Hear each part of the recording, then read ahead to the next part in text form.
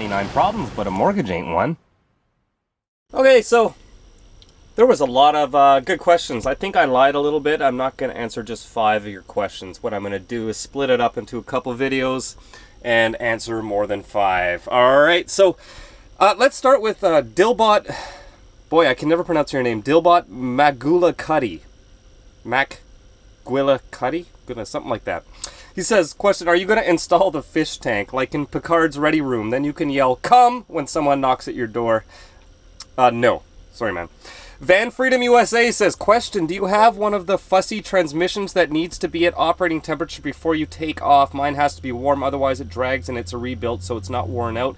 Once it's warm, it's perfect. Oh, see you later. Bye, Melinda. Melinda's off to beautiful Vancouver Island. She's off to the ferry right now. And then she's going to Tofino. I was actually going to go, but I decided not to. I got too much to do in town right now. So what I might do is go over to one of the Gulf Islands and meet her afterwards. So we're going to coordinate something and meet on one of the islands in between Vancouver and Victoria. So that'll be fun, hopefully within the next week or 2. Anyways, let's get back to the questions. So as far as the transmission goes, no, there's no issues with doing that. However, just as a general rule, I always let it warm up for about 2 minutes or so. It's always good for a vehicle. You should never just start your engine and go. So it's just a force of habit. I've done that with a lot of my older vehicles. I'd have to do that anyways, or they'd stall out on you, like the 70s vehicles, and in cold, damp weather, they'd be a little bit touchy. But I know what you mean about the transmissions. They just seem to work better once they're warm. But nothing major. Next, Because I Said So says, I love your rainwater collection system. Have you ever considered putting in a valve so that when it first begins raining, the mud and bird poop can be allowed to drain off? Might be handy for keeping soap out of your water tank when you wash the van too. Please go back and watch the video. I showed it right at the beginning. There's a cutoff valve. Swivel hose barb adapter with a shutoff on it. This will be the outside, and this is where it comes on the inside. I'll have a cutoff, although I probably don't need the cutoff, but it's there if I ever need it. Okay, there you go. Bill and Karen says, whatever happened with moving on to the island? That island. Talking about Galiano Island. I think you were going to run an inn or something. No, I wasn't going to run an inn. I just said that I had a job opportunity offer over there and that I was considering possibly, maybe, at some point moving to the island. I don't know. Maybe next year. Steve Fasick says, I was wondering, how do you get Wi-Fi living in a van? Do you use someone else's Wi-Fi or do you have your own hotspot? Well, no, I use my own data. I'm not cheap like that. I don't have to pay rent, so who cares if I have to pay $100 or $200 a month for internet access, which is what I usually run, using my data for uploading videos and things like that. I watch Netflix once in a while. I have a internet stick from one of the cell phone providers, and I'll get about 10 gigs a month out of that. So I'll watch, I watch a little bit of YouTube and Netflix on the TV, and maybe once every few days. But I don't like being in front of screens. You guys should know that about me. I don't think it's a priority to be sitting in front of a computer screen, and Wi-Fi is the least of my worries. Nutristat says, what size propane tank do you use for your fireplace? Actually, I'm using it right now. There you go. It's not really cold. It was a bit nipply. We went from 30-degree scorching hot weather to 15, 16, 17 degrees.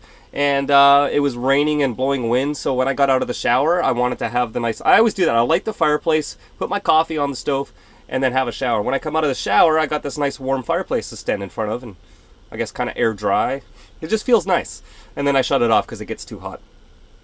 It doesn't run off any secondary tank. It's just piped into the actual van onboard propane system. Okay, Nomadic Native says, I understand why you're in a Class B, as you've explained it well in past videos. My question is, if you didn't have to worry about stealth, length for parking, or any of that, would you still be in a van like that, or would you opt for more room for a Class C or A? And the answer to that is probably not, unless cost was a concern. If I wasn't in the city and the size didn't matter, then I might have bought a Class C or A once again, only because they're cheaper on average than a Class B. But as far as space goes, I don't like the big spaces. I like small, cozy, functional, efficient spaces. And I don't want more than one. Like if I have separate rooms, I went over this actually just recently in a video. I had a Class A before with a front living area and a back living area, and I always just cut it off in the middle with the divider anyways. I don't like the feeling of big spaces. Nobody needs that kind of space. And I've always, since I was a kid, I liked forts and tree houses and things like that. So this is about the right size for me. I could even deal with something a bit smaller than this, to be honest.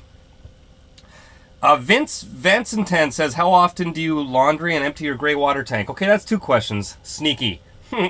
I laundry about once a month. I have lots and lots of clothes. So, I mean, it's no different than when I was living in an apartment. I went to the laundromat once a month. Same thing now. My gray water is almost always open. A couple people asked this too, about my gray water filling up. I showed you guys in a video a couple months back. I bought the new cap for the outside of the gray water tank, which has the drain filler that you can unscrew, so it just drains out. The only time I close it up and shut it is if I'm in a place where I don't want water to be seen pouring on the ground, or if it's going to be obvious and it's hot and sunny and the ground is dry and water's pouring across the street, obviously I'm going to shut it. But for the most part, it's just open. So I only close it usually a day before I have to dump my black tank, because then you have something to rinse the hose out after you dump your black tank. Ben says, question, with all the equipment and things that you run, how long will your house batteries last if you aren't driving? Maybe like when you went to the festival. Ben, I have 200 watts of solar on my roof, so that's not a problem. Even on a somewhat gray day like today, I'm still getting some charge.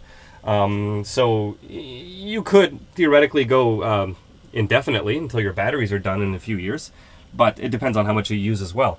I usually, if it's really dark and really raining, or I'm up very late till like 3 in the morning doing something on my laptop and using a lot of energy, I'll start my little Yamaha 1000 generator, which is plugged into my marine charger, which will quick charge my batteries in a couple of hours. And then it's the same as being in the sun all day then, basically.